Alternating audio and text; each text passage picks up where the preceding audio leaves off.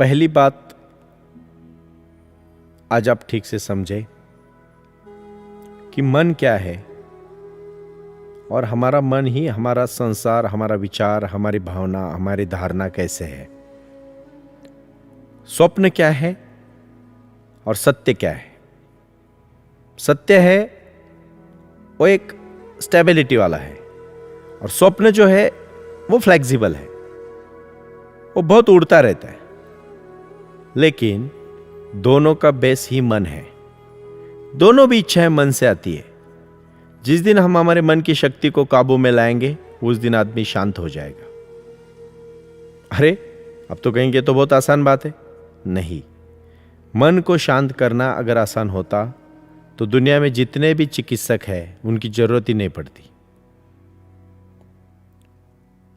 मैं आज आप सबके साथ इसी विषय में वार्तालाप करने जा रहा हूं कि स्वप्न और सत्य क्या है और मन को कैसे काबू में ला सके।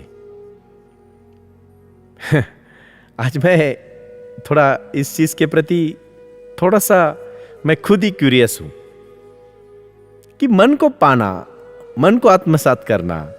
यहां मेरे भाई बैठे हैं और वो मुझे पूछ रहे थे कि कुछ लोग ऐसे होते हैं कि वो बहुत लोभी और लालची होते हैं। उनके मन की बहुत सारी वासनाएं होती है और वो कभी पूरी नहीं होती। कुछ लोग हमेशा जो सोचते हैं ना वही वो बात करते हैं, ये बात समझ लीजिए।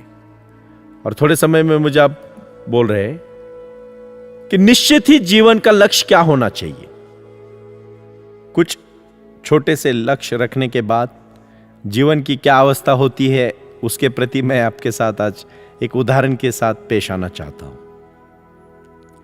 एक कवि हुआ पहले, बायरन। वो अपने जीवन में ना कुछ ऐसी घटनाओं को उन्होंने अपनी बायोग्राफी में लिखा है, सत्य लिखी है वो घटनाएं। और उसने उसमें लिखा है कि बहुत मुश्किल से बहुत सारे स्त्रियों के साथ रहने के बाद, उनसे प्यार करने के बाद वो एक स्त्री से शादी करने का सोच लेता है। और जिस संध्या उसकी शादी होती है उसी दिन चर्च में, मतलब उसी दिन वो घंटी बजती है, वो जो मोमबत्तियाँ लगाई रहती है वो लगी रहती है, और वो अपने गाड़ी से घर जाने को लगते हैं। जब वो घर जाने को लगते हैं, चलते हैं, तो रास्ते में उसको दूसरी स्त्री से प्यार होता है। देखिए, बहुत ही रियल कहानी वो बता रहा है। और वो कहता है कि मैं आज तक, सुबह तक, शादी होने के पहले तक मैं तुम्हारे लिए पागल था, अब तुम मेरी हो गई। और आश्चर्य की बात है कि मेरा ध्यान दूसरी स्त्री की तरफ जा रहा है। और वो अपने पत्नी से ये शेयर करता है, वार्तालाप करता है। इसका मतलब क्या हुआ? शायद ही किसी पत्नी ने पति से या पति ने पत्नी से इतनी सरलता से बात की हो। लेकिन इसका संबंध यह है, सारी उपलब्धियां जब हमें मिल जाती है तो ऑटोमेटिकली हमारा ध्यान दूसरी तरफ चला जाता है।